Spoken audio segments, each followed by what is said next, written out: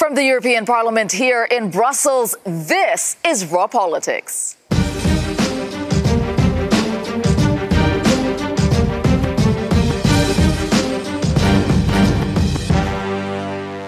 Thank you for joining us tonight, and this is what we have for you on the menu. The big Brexit pile-on. A UK plan faces fire from all sides. Tony Blair's take, what the former Prime Minister thinks of Theresa May.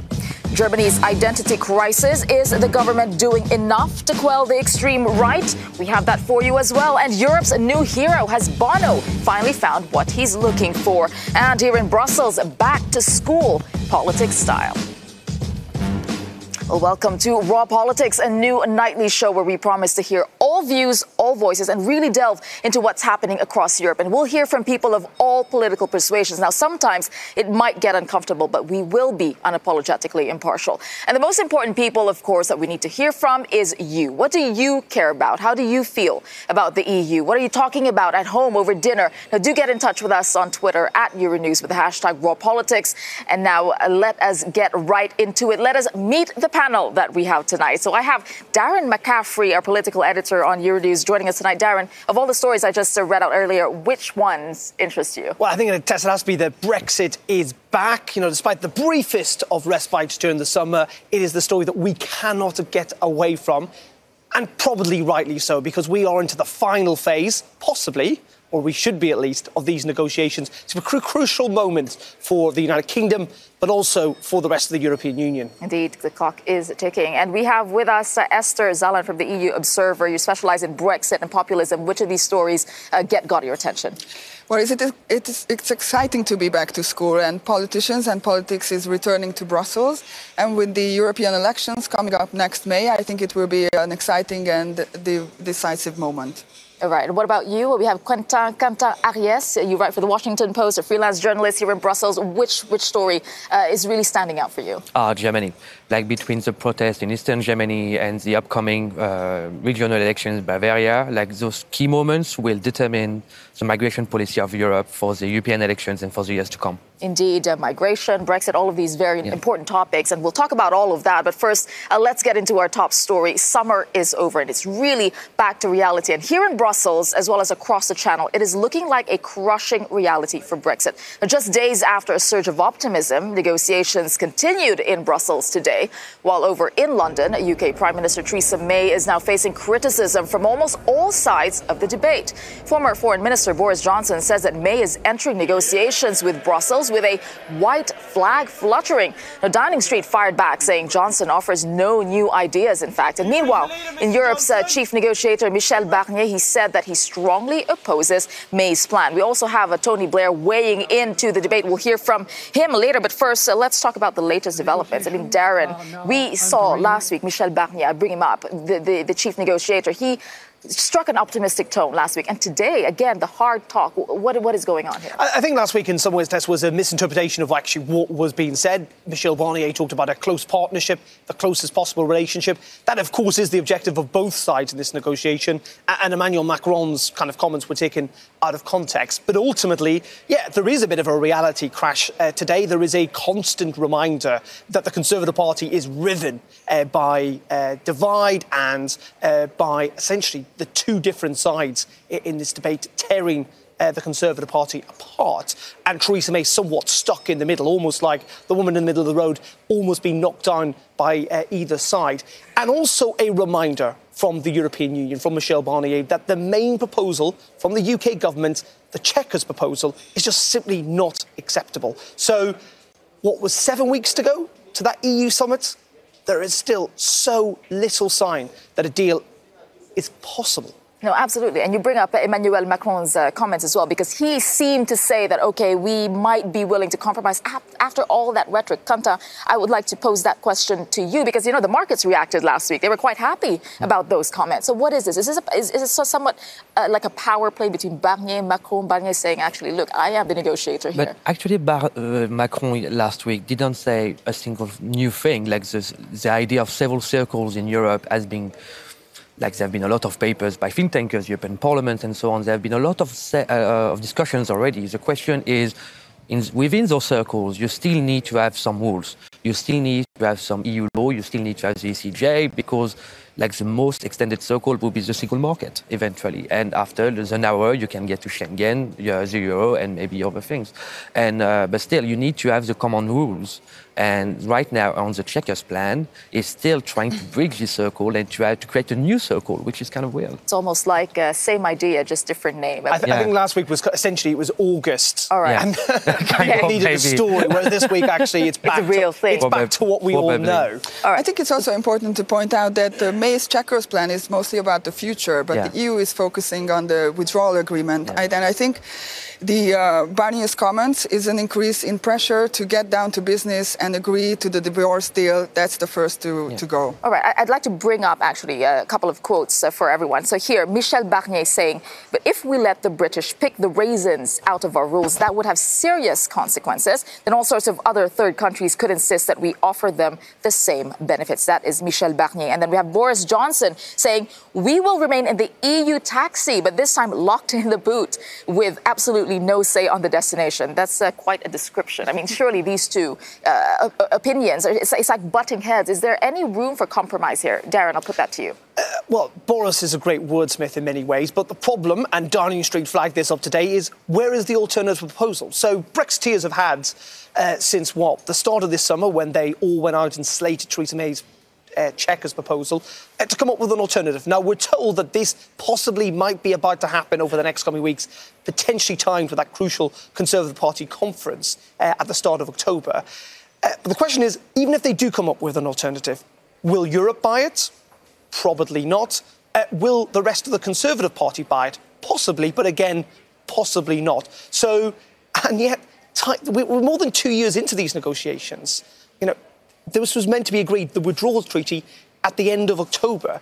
It's now looking likely that that is going to be pushed back to November. It's what Michel Barnier said yesterday. There is even the possibility that we may well see an extension of Article 50 if Europe allows it. So the bizarre thing in these negotiations is these have not yet been negotiations in some regards between London and Brussels.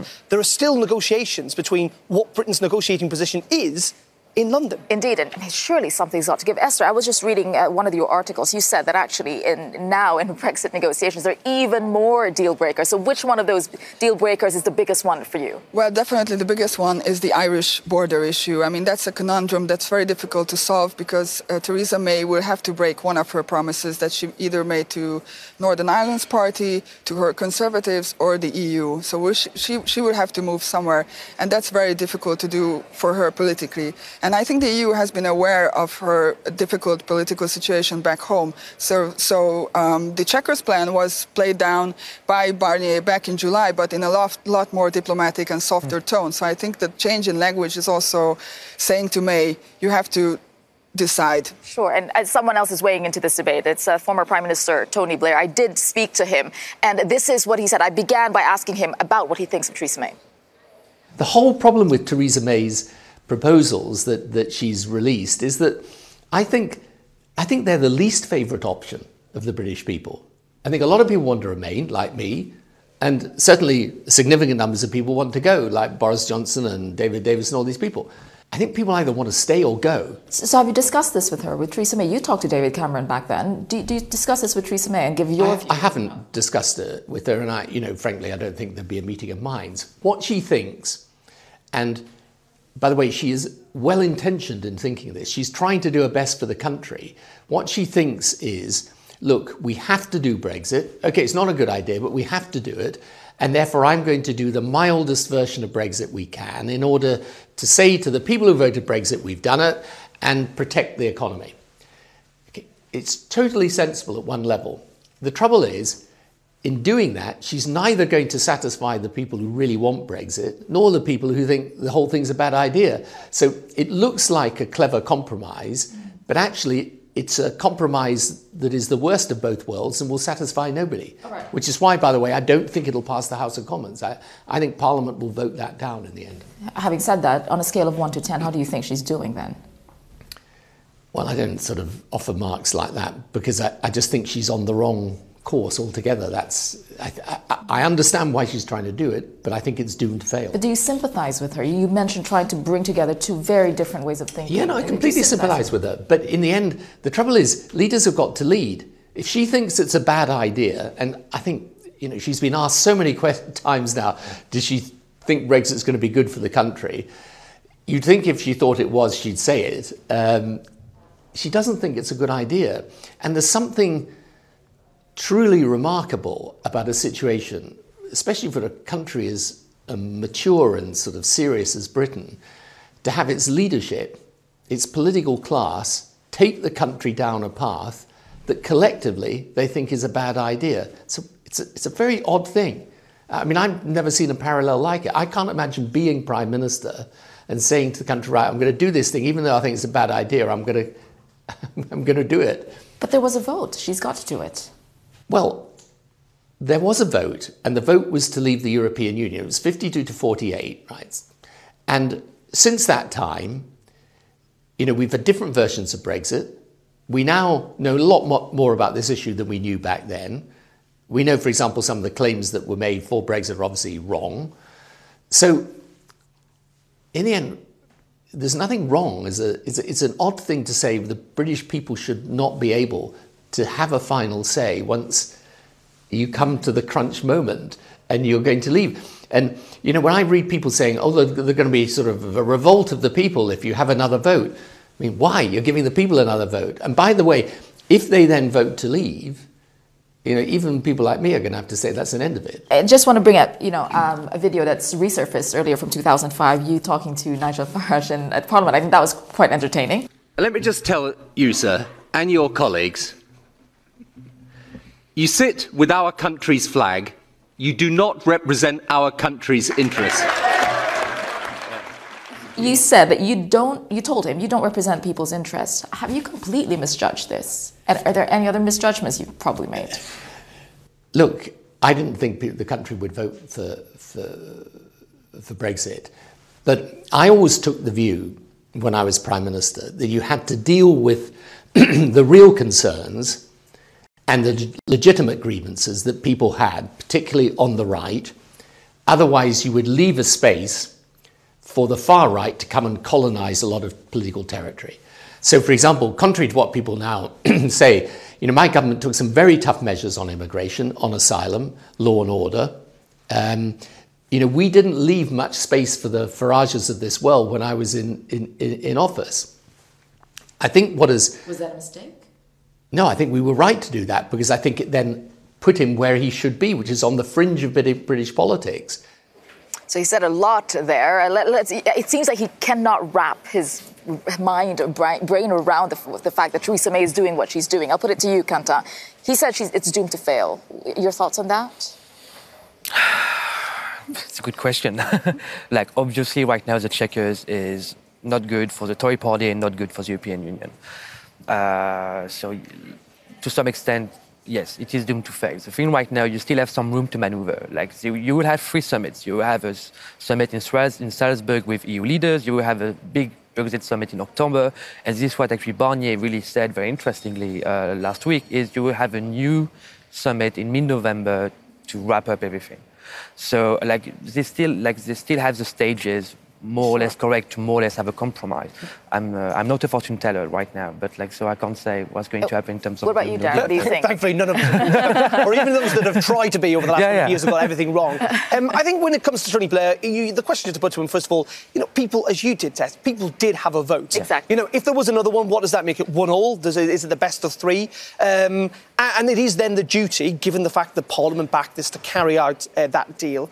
Second of all, clearly some of the claims made on the Leave side during that campaign have not come true or possibly won't. But that is also true of the Remain side. There were lots of suggestions of Project Fear that the UK economy would crash and burn if there was the Brexit vote. And it took a hit, but it certainly didn't to that degree.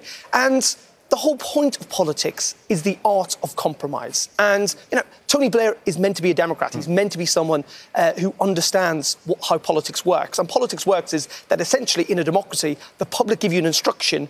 And yes, you lead, but you lead from what they've told you to do. And whatever you think about Theresa May, and I think most of us probably have sympathy for her to a degree, that is what she is trying to do.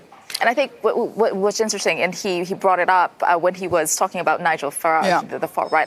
I raised it to him that, he said that this was a fringe opinion, but the fringe opinion actually voted, and this is, they made their voices heard. What do you think of that? When you look at populism, is this a mistake of politicians when they go, oh, this is what we think, and what you think is on the fringe? Is that a mistake?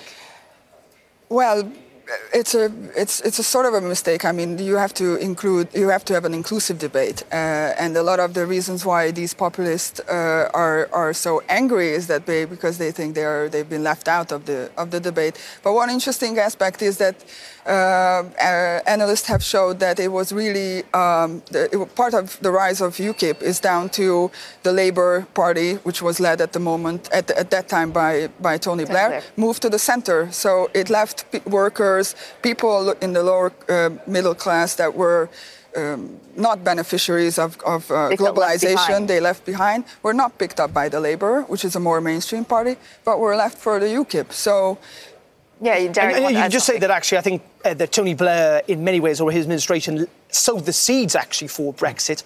From 2004, when Britain became, I think, one of 3 European countries to allow, from the very start, the integration of Eastern European migration, led to the largest influx of migrants in British history, and it was politically incorrect to talk about it. Right. So many people were feeling this, seeing this, and not being politically reflected that point of view because it was seen as politically incorrect. So maybe unsurprising that, 10 years later, after a financial crash, people who were then allowed to talk to it expressed the view that they didn't quite like it that much, and they didn't quite like Tony Blair's approach. Absolutely. When he was Prime Minister. Indeed. And there was a continuation to that interview. We played a little game, a little word association game there. I threw some names at him and asked him to tell me what came to mind.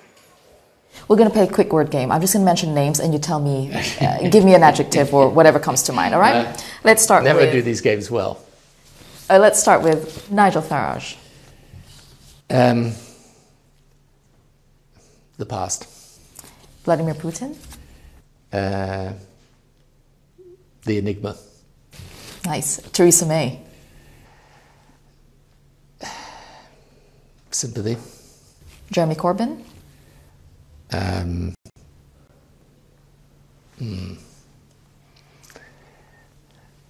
Well, I hope he deals with this, but at the moment, anxiety.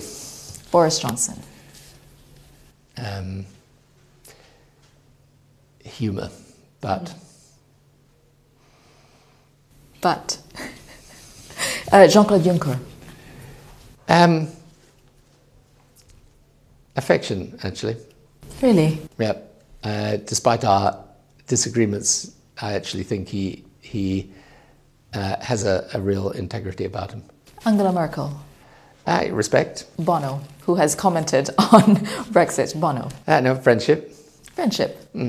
All right, thank you very much, Tony Blair, former British Prime Minister, for your time. Thank you. Thank you. All right, so very quickly, which one was your favourite? I quite liked what he said about Boris Johnson, when he couldn't quite bring himself to even actually use a word to describe him. There's a lot of pause there, wasn't there? I thought for Corbyn he would say no sympathy after May's sympathy. Juncker is also very interesting because Blair has been in Brussels a couple of times during the Brexit campaign and after to meet with Juncker on one-to-one lunches in the Berlaymont in Brussels, and very hard to know what happened really at those lunches. Interesting what he had to say. All right, now I'm sure we can all remember the feeling that you've enjoyed after several weeks of holiday fun, but the dreaded day finally arrives and you have no choice but to go back to school. Well, that's perhaps how MEPs are feeling today as they return from their lengthy summer recess and get back down to business. Our correspondent Maeve McMahon hit the playground, or what we call here Place de Luxembourg, to speak to the MEPs as they head back to work. And she started with asking what they did on their summer holiday. I went to Lake Como for my holiday. I spent my holidays in Greece as a break. To Spain, on the beach. Reading, swimming. Oh, very nice. We went to Italy, Germany and France. Well, I stay in my country all the time, in Poland. I actually went for 4 days in Miami Beach. People, police officers, migration officers, border guards have the amount of information they need as quickly as possible. I work to balance work and life. Well, my priority is to deal with the matter of immigration, which is so much important for Europe and my country as well.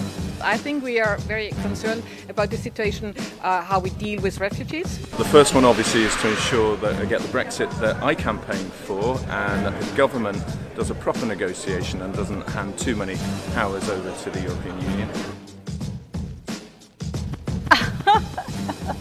Nobody. I would like a new president. I don't have any name. My political chairman, Manfred Weber here, has announced that he would be interested to run the European Commission after the next elections. I'm still a fan of Mr. Schulz, also he's not in the parliament right now.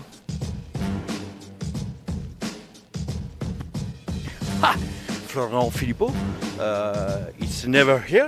You know, if you would just put the whole of UKIP on detention, we won't miss them. They don't do anything here and they're only an annoyance. So I would like to put Verhofstadt on detention, and I join him for a good couple of hours having a negotiation of the way forward for Britain, Europe and the rest of the world. I think that would be fun. Hey, Esther, you were looking forward to going back to school. You excited about this session of Parliament? Yes, definitely. And I think it's very telling that most of them mentioned migration as the big issue. I mean, as Kantan said, this is where the big political clashes will happen in the next months. Yeah, and Darren, welcome to Brussels. What about you? I know, what are you looking my first forward day. You to? can see the enthusiasm there amongst the MEPs back here. But yeah, it is a pretty crucial time. You know, we've got Brexit, we've got immigration, we've got those elections coming up next year. I mean, it's going to be busy for everyone. And everything at the same time. Yes, so like even absolutely. everything will overlap, and it will be very interesting to watch. Interconnected, so the political deals will be made. So much work to do, so much to look forward to. All right, a lot to come on Raw Politics. A thought that needs to become a feeling. That's Bono's love ballad to Europe. And in Germany, competing rallies and the extreme right. What's driving anti-migrant sentiment? That's after a short break.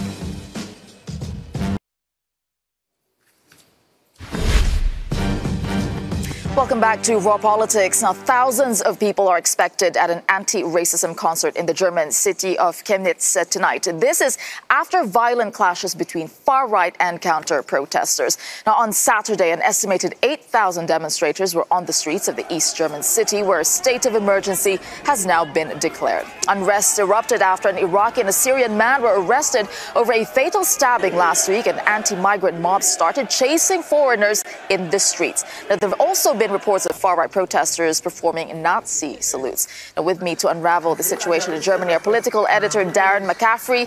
We have Michael Modrikamen, director of the right-wing group The Movement, and Christian Democrat MEP Peter Jar. Thank you very much for joining us for this panel. I'd like to know, I think you are from close to Chemnitz, isn't that right? Yes, right. What is happening there? I was reading in the New York Times that it was described as something that hasn't been seen since the end of the Second World War.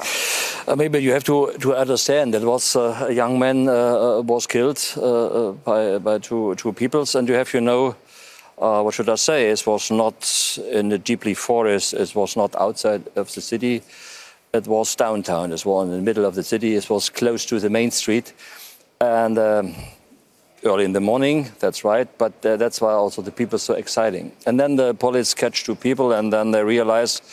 One of them was illegal in Germany. We have 8,000 people protesting, and some were seeing Nazi salutes. That's worrying for you as a German? Because we have different demonstrations. The first was on the Sunday, on the same day. That was should be a silent march. It was not really silence. And then on Sunday we have also different demonstration, right? And to left-wing power. And I had to say that's the one of the big issue that we have.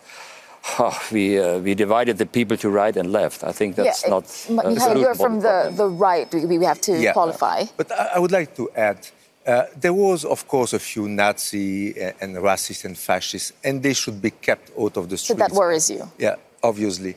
But beside that, there was a lot of ordinary citizens from Chemnitz that do not accept anymore to see their wife, their daughter, their sister, their mother being harassed, being raped, being chased in the street, plus, murder and But you're crime. making it sound like it's happening all the time. Yeah, we have to get perspective. There were more people, or the same number of people, murdered in Germany last year as Chicago. That is not true. So there has been an increase. There are official reports. It's still incredibly safe. Germany is still incredibly safe. Look, maybe it's still safe, but there has been a sharp increase in crimes, in rapes.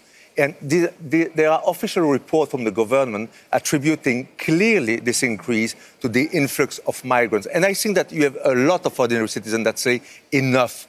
We want protection, and we want that our government take care of its citizens first. All right. This is the message. Before we continue this discussion, let's put things into context. Joining us from Berlin is Politico's chief Europe correspondent Matthew Karnichnig. Matthew, thanks for joining us today. Can you put this into context for us? What is driving this unrest in Germany?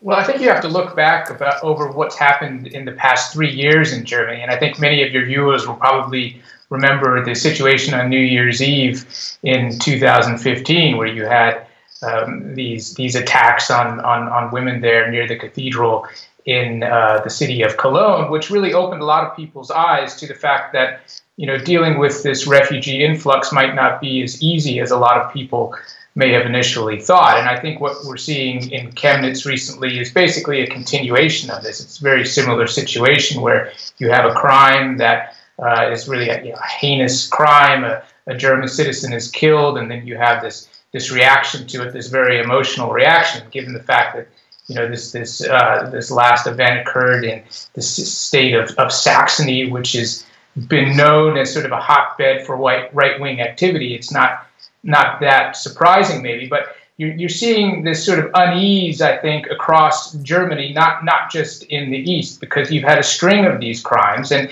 even though murder overall seems to be a kind of a minor problem in Germany, you've had a number of high-profile cases recently. In fact, today there was just a verdict in the murder of a 15-year-old girl in southwestern Germany at the hands of a man who's believed to be an Afghan refugee. They haven't been able to positively identify him, and he was sentenced to 8.5 years in prison. And you've had other similar cases. So I think there's sort of this gradual sort of dawning on people that dealing with this refugee influx, especially considering that so many of the refugees are young men, they're not assimilated into society. There's clearly a lot of frustration on their part, because presumably when they came to Germany, they were sort of told it's going to be the land of milk and honey, and they'll get a job and everything will be fine. And that's turned out not to be the case. And obviously, when you take in more than 1 million people, some of them are going to commit crimes. And I think on the part of the German population, or many in the German population, they feel, well, they weren't really asked about whether they wanted this or not. And so you're seeing, these marches, you're seeing obviously the neo-Nazis coming out and so forth. But I think it's important to remember it's not just neo-Nazis who are marching. All right. Thank you for that. Berlin's Politico's chief Europe correspondent, Matthew Karnichnig, talking to us from Berlin there. I would like you to react to what he was saying there. Let's start with you, Peter. What should I say? If you look to the statistic, you say Germany, or especially Chemnitz, is very, very safe. That's a statistic. The other things is also feeling by the people. And there is many, we call it petty crime before. And what should I say? In the end, statistic is one side, the feeling is the other side. And that's why also our Prime Minister start an event, he called it Saxony Talk. Listen to the people, understand the people, and make action.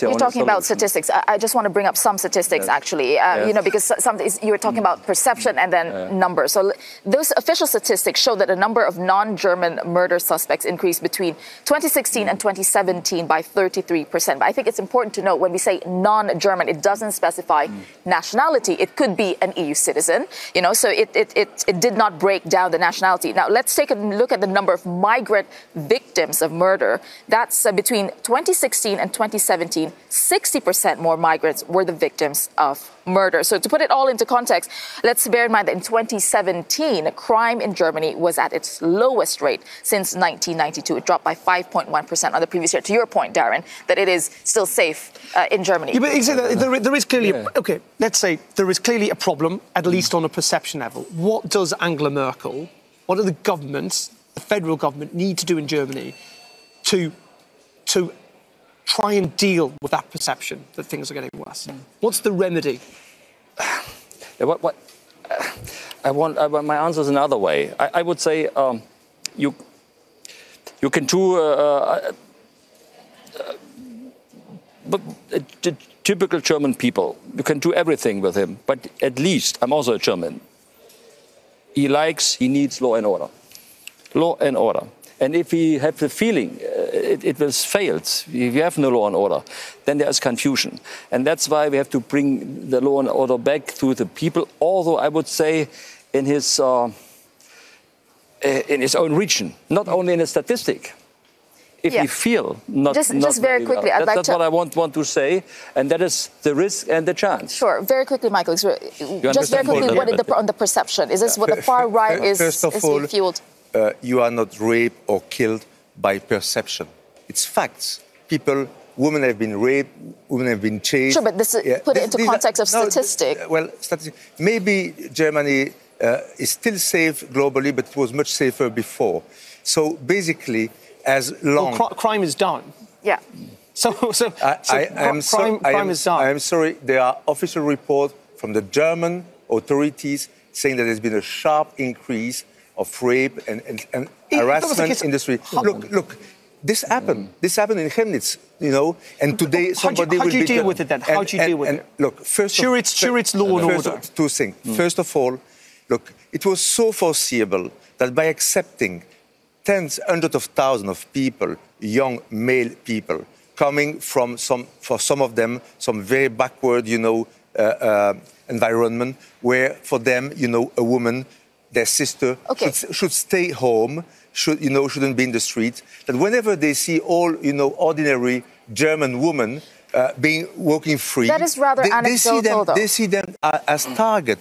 They see prey. This is the problem. This is why we have so many problems. What's the solution, though? We will actually. I'm going to get into that because the German Foreign Minister Heiko Maas is calling for the public actually to make a stand against what we're seeing on the street, against extremism. Well, let's head over to Alex Morgan in the Cube, our social media news hub.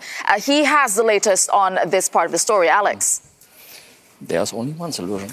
Tessa, what perhaps people are referring to is an image that will distress many people in Germany and around the world. Images like this. Let's watch this video. This is from the 27th. It shows a man here standing in front of the march making several Nazi salutes before police walk him off here. But the person who took this footage wants to remain anonymous. They're from a group called the Jewish Forum who monitor anti-Semitic activity across Germany. But they say they weren't actually looking to film this man. They were looking to film the mass of people in the background. We can show you here. Now, they are holding signs and placards which say things like German for the Germans and also foreign is out, chanting no neo-Nazi slogans. We've had our German team listening to what was going on in the background there. But this man himself, seen here making that symbol, that Nazi salute, this footage taken from the 27th from Chemnitz, one of the examples of amongst those who were there were people quite openly in front of the police making the Nazi salute. Then let's go into what a lot of people were holding there. Let's not forget that fake news and false reports do not serve you, whether you're left or right, wherever you stand. It doesn't serve anyone. But there's this. Let's just scroll this down for you. This is an image on a banner by those. One man here holding a Nazi salute. It's a collage of beaten women. The claim here is these women are attacked in Germany by migrants. These women are the victims, in fact, of domestic abuse, police brutality, and other crimes elsewhere in the world. These are not German women, and yet these images have been appropriated, turned into this meme, and spread. This has been fact-checked and debunked by this Austrian site here and their teams of journalists. We're also looking across it ourselves in the Cube, going back to the sources. But these women here, while they were attacked, they were not attacked in Germany, and they were not attacked by migrants. Just an example of some of the misinformation being spread by people here, as you can see, clearly doing the Nazi salute. All right, thank you for that, Alex. I mean, we're talking here about extremism. So, Darren, to your point, is enough being done in Germany? Well, this is a big question. Clearly, there is a reality and there is a perception of what the reality is. And a lot of people in Germany are buying at least into what the perception of the reality is. The question, of course, is this just simply a law and order issue? Have the police dealt with it badly and are not dealing with it very well? Or is this a and which it is, a wider political issue for Angela Merkel, that her decision, 3 years ago, has had massive ramifications that she's not been able to deal with. And this is why you should come back to Raw Politics, because we will be discussing a lot more on this. And we have a lot more to come in the program after the break, when Raw Politics is Jean-Claude Juncker obsessed with time and the Commission President's daylight savings decision. And that's after a short break.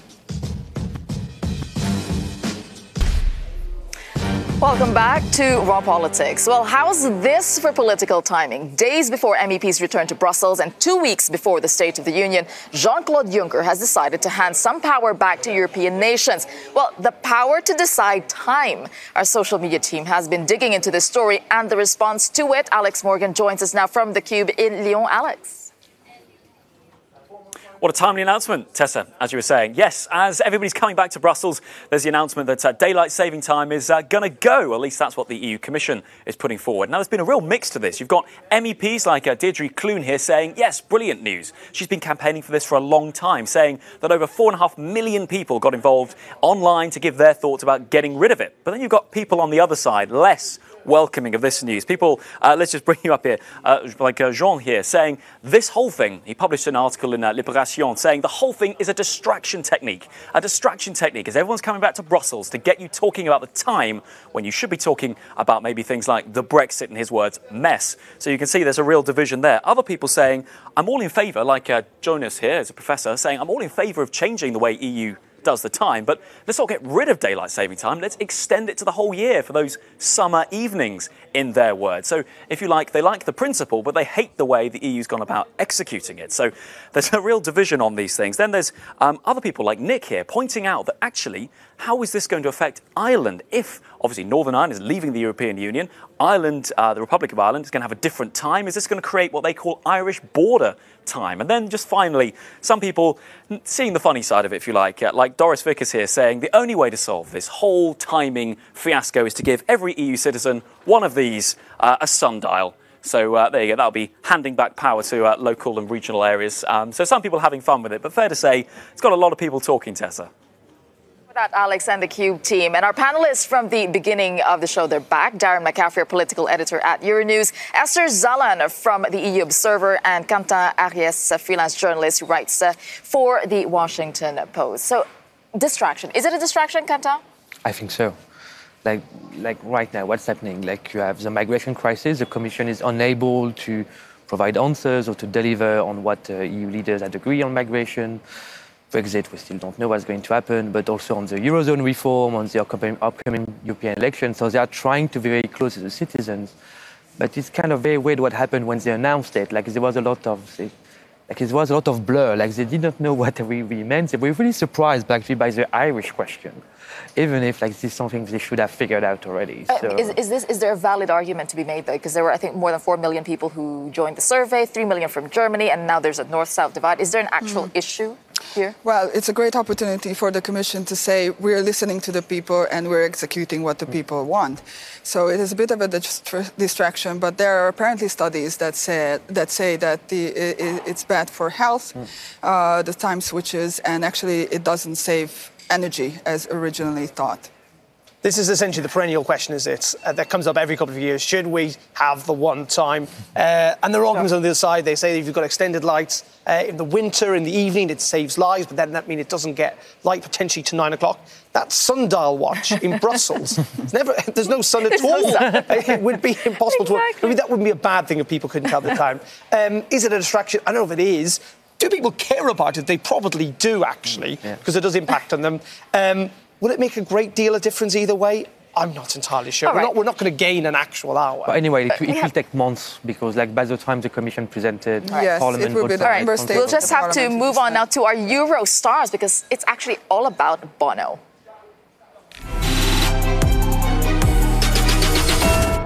It was supposed to be a big weekend for Bono. The U2 frontman was set to launch his European tour in Germany. This just days after he vowed to fly the European flag as he makes his way across the continent. But things aren't going quite to plan for the Irish musician. As thousands of loyal fans gathered in Berlin, U2 cut short the concert after Bono suffered what was described as a complete loss of voice. Bono's enforced silence will come as a disappointment to those who hoped his pro-EU tour would mark the fight back against rising Euroscepticism. Meanwhile, Bono vows to walk on despite his vocal struggles. So the voice of Europe, he has lost his voice. What do you guys think? And millions of people cheered in response. I joke. He's Irish. I should support him. I think...